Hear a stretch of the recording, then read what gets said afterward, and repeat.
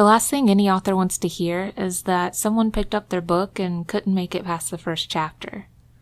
You formed your prose as tight as possible. Your language is beautiful, your story is brilliant, but the pacing turns people off. It's too slow or too fast, or nothing of import happens at all. Welcome to CC Writes. My name is CC Lepke. Today, I want to talk about how to pace your story.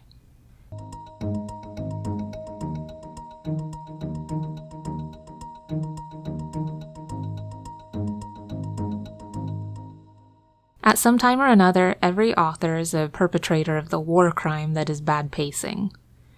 As much as we want the world to believe that we woke up one day filled with divine inspiration and penned the perfect story over the course of 24 hours, the reality of our craft is a lot messier.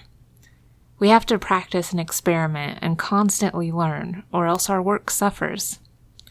Pacing, in particular, can be difficult for a lot of writers. Pacing is a science that lives in a world of artists. Some of us rely on editors, beta readers, and a copious amount of trial and error to make it through. Sometimes that's enough. After all, we've experienced so many stories in our lives that we automatically know when something is paced well without even thinking about it. Christopher Booker, author of The 7 Basic Plots, says that we grew up hearing and seeing stories in so many forms that our natural ability to discern patterns ingrained good story structure into our subconscious minds. We know a good story when we hear it. So, for a lot of people, feeling out the story as you write it seems like it's good enough. So that's the question I pose today. When it comes to your story, your literary baby, is good really enough? If you want your work to excel, if you want it to be purposeful, focused, and clean, then you need to teach your creative brain how to do a little science. Today, I'm going to share my pain-free method of plotting a story in 3 parts. The first place I like to start doing anything is from a place of knowledge. Know your story elements. In the 7 Basic Plots, Christopher Booker suggests that all stories are based in some way on 7 original plot types. Whether you're telling a story about the voyage and return, rags to riches, overcoming the monster, or any of the other plot types, know what is needed to fill the requirements for the story you're creating. For simplicity's sake, I'm going to break it down even further. Your story has to have an introduction to the main character's world, an inciting incident that spurs action, a decision to leave the world of comfort to find the main character's greatest desire, struggle with the new world, a plan to attack the antagonist, a climax of action where the antagonist shows how brutal and powerful he really is, a moment when all relationships are questioned and the main character moves forward alone, a battle with the antagonist, and a resolution that ties up all loose ends. Let's look at Harry Potter and the Sorcerer's Stone. Harry lives with the Dursleys, who treat him poorly.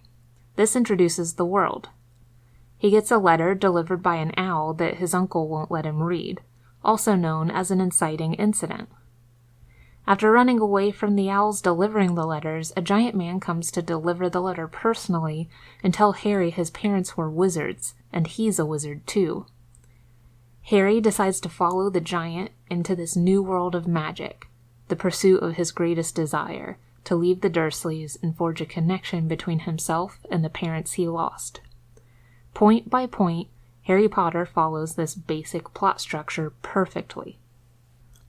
Once you understand what plot elements are necessary for your story, you can use screenwriting methods to determine when each story element needs to happen.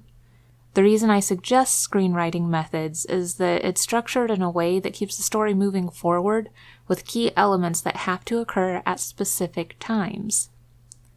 Most screenplays and stage plays are broken down into 3 acts. Act 1 covers the first quarter of the story, Act 3 covers the last quarter of the story, and Act 2 covers everything else. You'll see the hook for the story appear in the first 5 minutes. The inciting incident will happen in the first 15 to 18 minutes. The climax of action happens at about the halfway point. Even the battle with the antagonist occurs usually with about 8% of the story left to go, plenty of room to tie up loose ends.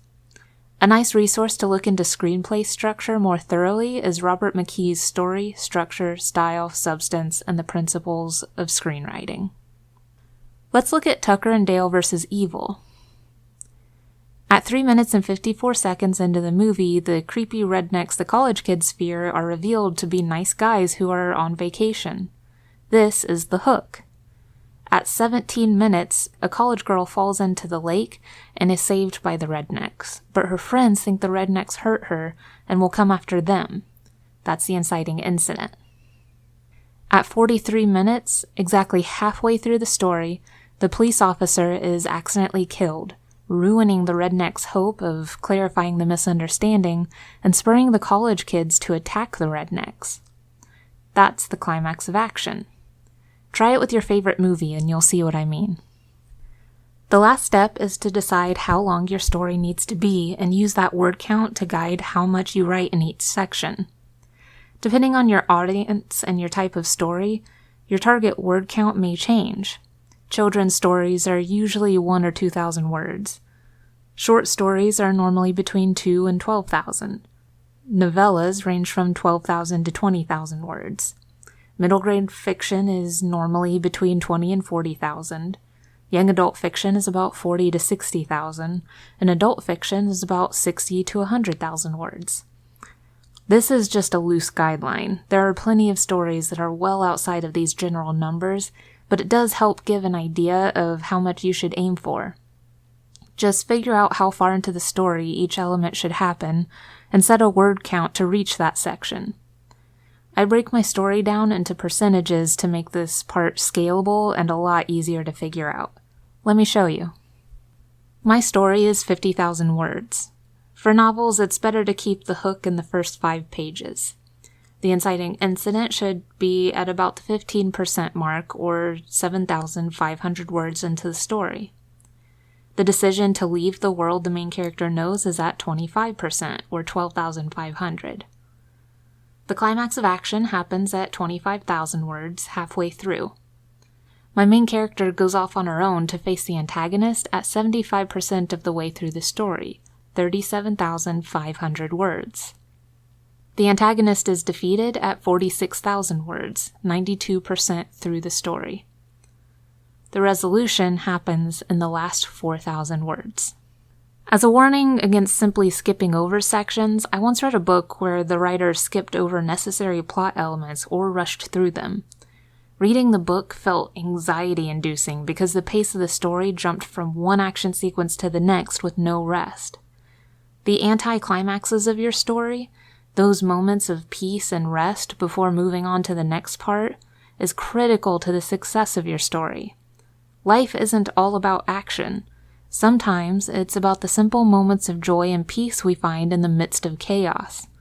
Your readers and your characters need that. Those are the moments where they grow the most. When you put it all together, you end up creating a really clear picture of what your story looks like. If you stick loosely to the numbers you set for yourself, your pacing should turn out really nice.